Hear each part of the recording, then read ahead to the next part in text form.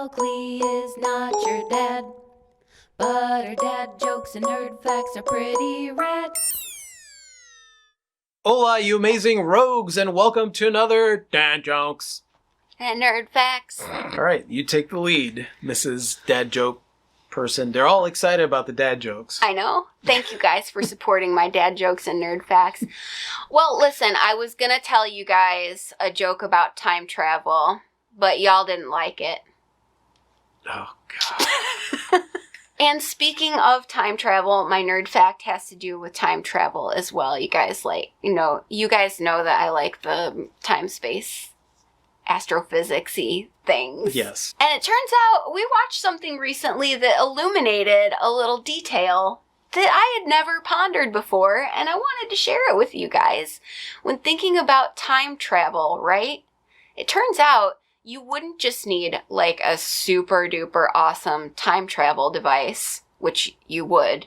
If you could harness that kind of power, right? Get your hands on a DeLorean and plug in that good old flux capacitor. You would actually need a time-space machine. And here's why. You guys know probably from past videos and things that I'll often reference the fact that Earth is hurtling through space at like untold speeds.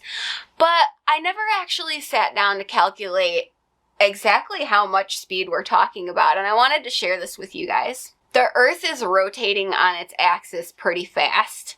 If you were sitting at the equator, you would be rotating at approximately 1,056 miles per hour, or 1,700 kilometers per hour at the equator. Wow. That's pretty fast. The Earth orbits the sun at approximately 67,000 miles per hour, or 107,826 kilometers per hour. So we're like...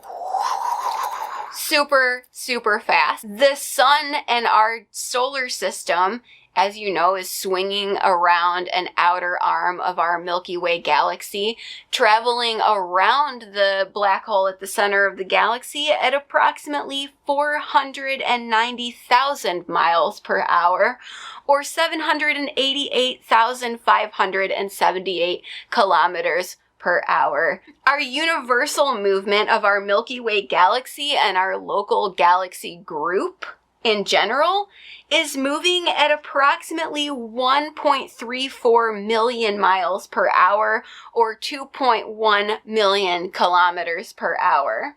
So we are literally just hurtling through space. At like unquantifiable speeds. And this doesn't even include how fast the universe is expanding, which we can't quite agree on, it turns out.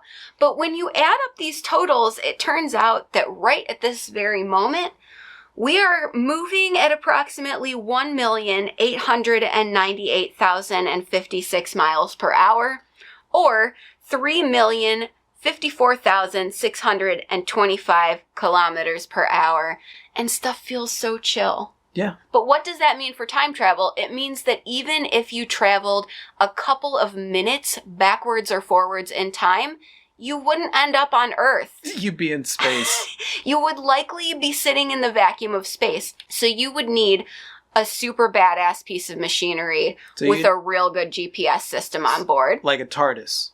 Like a TARDIS grade. We would need a TARDIS grade. Space-time. Space-time. A space-time machine. Space-time machine. And this calculation gives me so much more respect for the TARDIS's capabilities. Because if you're going to travel backwards or forwards in time, it's pretty well understood that chances are you want to be on Earth experiencing, with breathable air and an atmosphere that you can exist in. Yeah.